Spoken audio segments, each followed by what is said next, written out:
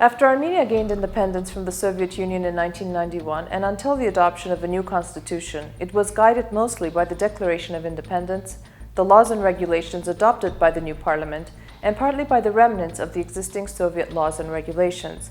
A new constitution was adopted on July 5, 1995. It established Armenia as a democratic, sovereign, social, and constitutional state. When Armenia joined the Council of Europe in 2001, changes to the existing constitution were required. An attempt at amending it were unsuccessful during a 2003 constitutional referendum, which sought to remove some powers from the president. Despite the fact that the constitution was narrowly approved by 50.56% of the electorate, the results were invalidated as the number of votes in favor of the changes didn't meet the threshold of 1/3 of the number of registered voters.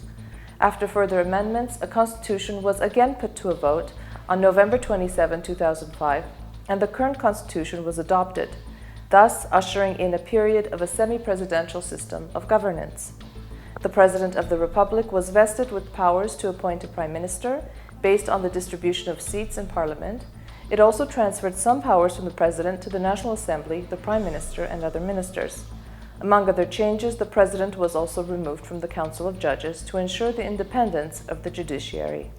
10 years on, Armenians will be heading to the polls yet again on December 6 to vote in a new referendum on a package of reforms that would dramatically change the existing constitution. The proposed amendments would transform the country's governing system from a semi-presidential to a parliamentary one. A commission on constitutional reforms set up by President Serge Sarkisyan drafted the proposed amendments that was approved by the country's National Assembly on October 5, 2015. The ruling Republican Party of Armenia, the ARF, and Prosperous Armenia voted in favor of the draft, while the opposition ANC and Heritage parties opposed it. The Venice Commission, conferred with the expertise to comment on constitutional design, has given the package its stamp of approval. The key changes in the package would remove direct presidential elections, making the position of president largely ceremonial, with little authority over the executive. The president would no longer be commander-in-chief, as power would be transferred to the prime minister in case of war, while during peacetime to the government. With the new constitution, the National Assembly will become the most powerful institution in the country, having the power of appointing and dismissing the prime minister, as well as control over the judiciary. The number of parliamentary seats will be reduced from 131 to 101, elected through a proportional representation system. Perhaps one of the most contested provisions in the new constitution is the notion of ensuring a sustainable majority as a result of the parliamentary elections.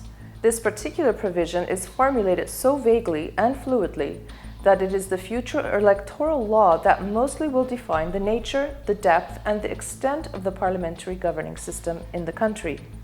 However, it's not so much the content of the new constitution that is a subject of debate between the yes and no camps, but rather it is the insistence of those who oppose the amendments that the whole purpose of the constitutional changes is to enable current President Serge Sarkisyan to reinvent himself in a new position where he can continue to control the levers of power. Indeed, many continue to question whether the move was inspired by popular demand or to secure further grip on power, or because of fears of a succession crisis following Sarkisyan's second and final term as president. Aside from the actual mechanics or details of the proposed changes, the upcoming referendum has inspired little confidence from the electorate. The ruling elite, whether they acknowledge it or not, are faced with an increasingly frustrated electorate, tired of the oligarchic system with scant little trust towards the government. The distrust between the government and the governed has deep roots. This was further magnified as the entire process of developing the new constitution was entrusted upon a committee where no member of the opposition was represented. Furthermore, the questions with regard to the voters' lists and the voting process continue to linger. As Armenia's population continues to dwindle, the number of eligible voters continues to rise.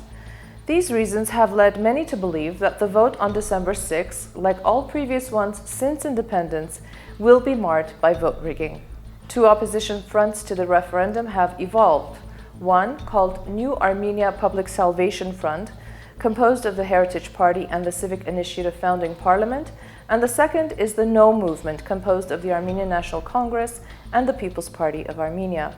While it may appear that these two opposition groups are acting independently of each other, however, despite their ambitions and ideological differences, there is tacit and indirect coordination between them, particularly as not to obstruct each other's activities, but rather to compromise. Both have started public rallies in Yerevan. How well informed is the public with the package of reforms? Was there ever a public demand for constitutional amendments? Do the people believe a new constitution will considerably improve their lives? In a survey conducted by the APR group in Armenia regarding constitutional reforms, 44% of respondents said that they are completely unfamiliar with the current constitution, while 24% said they are somewhat unfamiliar. Only 4% said that they are completely familiar with Armenia's constitution. 58% said they are not familiar at all about the proposed reforms to the constitution, while 21% was somewhat unfamiliar. Only 2% of people said that they are completely familiar with the proposed constitution. 37% of people said that there was a need to amend the current constitution. The majority of residents in the region of Ararat, 46%, said that they are in favor of changing the constitution, and the least in favor of the reforms were residents of Yerevan, 33%. According to the survey, the majority of journalists are opposed to the amendments, while 60% of those working in the public sector are in favor of the changes. The majority of respondents, 74%, said that they don't trust the process of the constitutional reforms. 64% of people said that they will participate in the referendum. However, 71% of those respondents said that regardless of their opinion, they believe that the results of the referendum are already predetermined. More than half of respondents, 56%, said that elections in Armenia are totally fraudulent. 32% said that, in their opinion, there are voting irregularities, but that those do not impact the final outcome of the vote. Only 5% said that elections are held in a clean and transparent manner. Only 22% of respondents believe that if the constitution is amended, that the issues faced by the country will be alleviated. 62% believe that the problems will remain the same or might even get worse. Of course, the ultimate poll will be the actual result from the referendum. Will the voting be fair, or will it be manipulated by the government? The biggest challenge that Armenia will face in the coming weeks, months, and years will not be whether we will live with the old or new constitution, but if the referendum is successful, and we do indeed have a new constitution, will it be legitimate in the eyes of the people for whom it is meant?